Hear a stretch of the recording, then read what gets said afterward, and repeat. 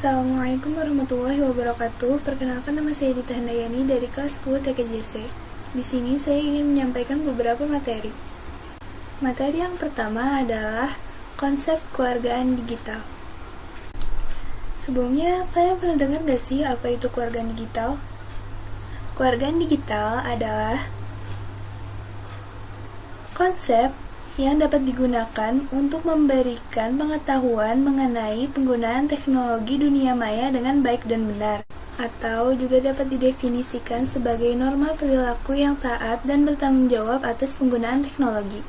Dalam konsep keluargaan digital ada yang namanya THINK. Kalian tahu nggak sih apa itu THINK? THINK merupakan tata krama untuk menjadi warga digital yang baik dan benar. THINK merupakan akronim dari Is it true? Atau benarkah? Benarkah pos Anda? Atau itu hanya isu belaka yang tidak jelas sumbernya? Is it hurtful? Atau menyakitkankah? Apakah postingan Anda itu akan menyakitkan bagi orang lain? Is it illegal? Ilegalkah post Anda? Is it necessary? Atau pentingkah? Karena post yang tidak penting akan mengganggu orang lain. Yang terakhir ada is it kind? Atau santunkah? Santunkah post Anda? Atau post Anda itu bisa menyinggung orang lain? Sekarang kita masuk ke manfaat keluargaan digital. Manfaat keluargaan digital yang pertama adalah memiliki kemampuan dan pengetahuan untuk mengoperasikan TI. Yang kedua, mengekspresikan sebuah ide atau gagasan karakteristik, pribadi, ide, maupun tujuan yang tertuang di dunia maya. Materi yang kedua adalah cyberbullying dan cyber harassment. Sebelumnya, kalian tahu nggak sih apa itu cyberbullying? Mungkin beberapa dari kalian ada yang pernah dengar atau bahkan mungkin sudah tahu. Tapi di sini aku bakal jelasin lagi apa itu cyberbullying. Cyberbullying adalah intimidasi yang terjadi secara online, bisa melalui pesan instan, pesan teks, email, dan jaringan sosial. Cyberbullies mungkin berusia yang sama seperti korban atau bahkan lebih dewasa. Jika pelaku adalah orang dewasa, maka dia disebut cyberstalking atau cyber harassment. Contoh cyberbullying adalah menulis hal-hal yang menyakitkan, baik itu berupa pesan teks, pesan instan, dan game online. Ini aku banyak banget ketemu yang di game online. Yang kedua adalah posting pesan yang menghina di situs jejaring sosial. Ini aku banyak banget ketemu di jejaring sosial. Yang ketiga adalah posting atau berbagi foto atau video yang memalukan. Yang keempat, membuat profil palsu untuk mempermalukan seseorang. Cara kita menanggapi cyberbullying ini adalah yang pertama, jangan membalas pesan dari si pengganggu atau si cyberbullies, karena misalnya kita membalasnya, maka dia akan semakin membuli kita. Yang kedua, jika memungkinkan, blokir chat dari si pembuli ini. Ketiga, simpan semua email dan pesan agar bisa dijadikan sebagai bahan bukti.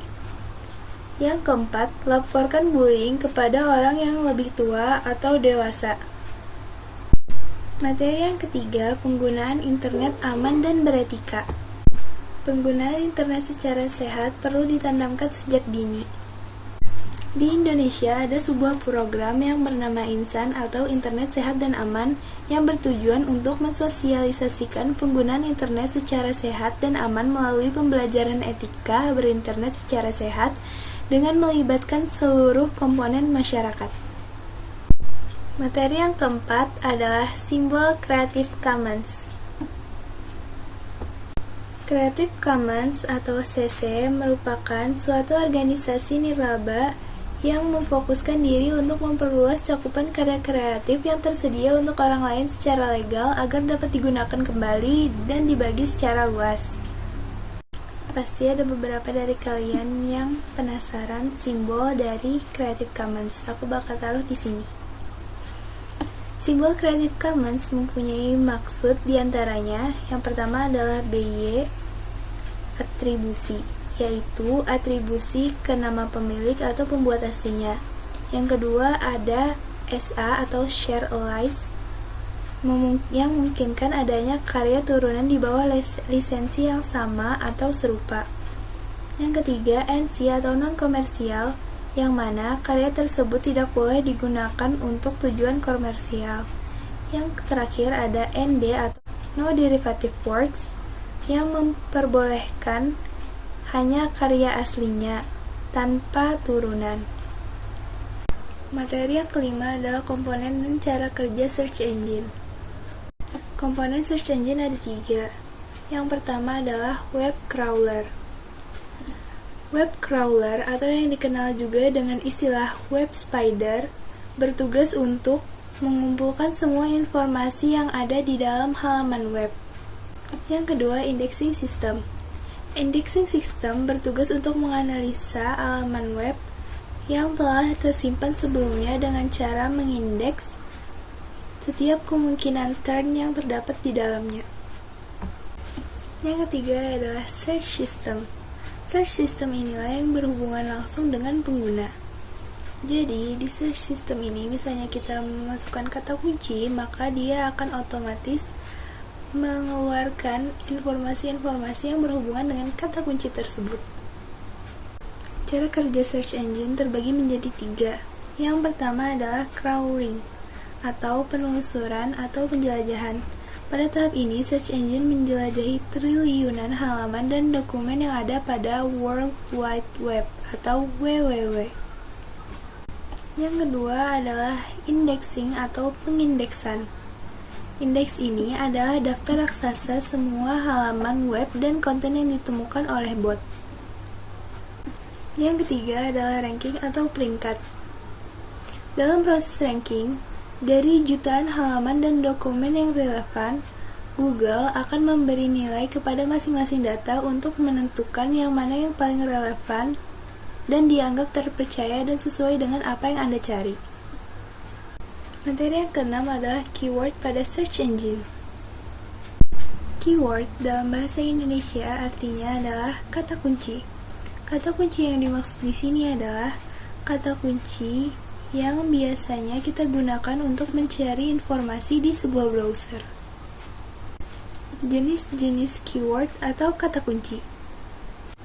Yang pertama, short tail keyword. Yang kedua, long tail keyword. Kata kunci ini biasanya terdiri dari lebih dari 3 kata. Yang ketiga, ada keyword musiman. Keyword ini paling banyak digunakan pada momen-momen tertentu. Contohnya adalah hasil pertandingan dari Barcelona dan Real Madrid. Yang keempat ada keyword abadi. Keyword ini paling banyak digunakan karena merupakan hal yang harus diketahui oleh para pengguna internet. Contohnya adalah cara membuat artikel yang menarik. Materi ke-8 adalah penelusuran lanjutan. Penelusuran lanjutan adalah fasilitas yang disediakan oleh Google untuk mencari file yang pembaca inginkan dan lebih spesifik lagi. Bagaimana cara menggunakan penelusuran lanjutan? Caranya cukup mudah, yaitu seperti biasanya kita masuk ke alamat Google dan mengetik kata kuncinya. Materi yang terakhir adalah prosedur komunikasi daring sinkron dan asinkron. Pertama-tama aku bakal bahas tentang komunikasi daring. Sebenarnya komunikasi daring itu apa sih? Komunikasi daring merupakan cara berkomunikasi di mana penyampaian dan penerimaan pesan dilakukan melalui jaringan internet atau dunia maya atau cyberspace. Jenis komunikasi daring terbagi menjadi 2, yaitu komunikasi daring sinkron dan komunikasi daring asinkron. Komunikasi daring sinkron adalah komunikasi daring secara langsung dengan komputer atau perangkat komunikasi yang lain atau smartphone, baik berupa teks, video, dan gambar. Komunikasi daring asinkron adalah komunikasi menggunakan perangkat komputer dan jaringan internet yang dilakukan secara tunda. Terima kasih yang sudah menonton videonya sampai habis. Assalamualaikum warahmatullahi wabarakatuh.